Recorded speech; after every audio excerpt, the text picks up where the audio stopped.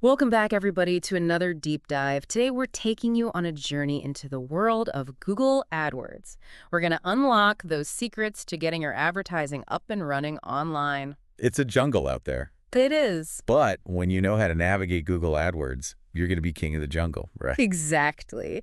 And thankfully, we've got some really great information you sent us. We're going to help set up your Google AdWords account today. Yeah, it's going to be more than just setting it up, though. We want to make sure that we're giving you the tools to effectively advertise online. There's a lot of little nuances that you might not be aware of starting off. Right. I think a lot of people, when they think Google AdWords, they go to adwords.google.com and they're met with that, create an account. But before you even go there, in your experience, what is one of the biggest mistakes people make right out of the gate? I think it's exactly what you said, is that people rush in too quickly. They want to dive right into the deep end, start spending money, creating campaigns, when in actuality, they should be spending a little bit more time up front thinking about their business goals. No, it's like building a house. You need a blueprint before you start. Exactly. So even before you go to adwords.google.com, one of the things that you're going to need is a Google account.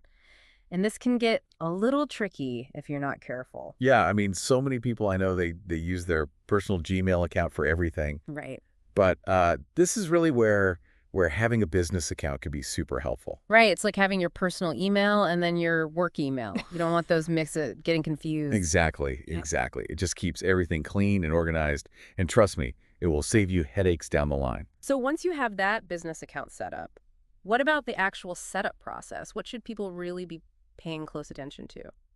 One thing that I think people often overlook is when you're selecting your country and your time zone and your currency.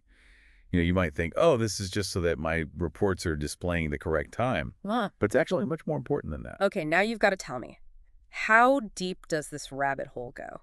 Well, it all comes down to how Google organizes your data. So let's say somebody in a different time zone makes a purchase from your website at like 2:00 p.m. their time. Google will automatically adjust this so that on your report, that sale appears on the day that corresponds to your time zone. Wow. So it really is essential to make sure that, especially when you're analyzing the performance of your campaigns, that you're comparing apples to apples. That is amazing. I never would have considered how important those settings are. Yeah, it makes a big difference. So to recap, think strategically before you even create that account. Make sure you have a separate Google business account and pay close attention to those settings like the time zone. Absolutely. With that foundation in place, you're well on your way to a successful Google AdWords journey. Now, we talked about how time zones influence data, but consider this.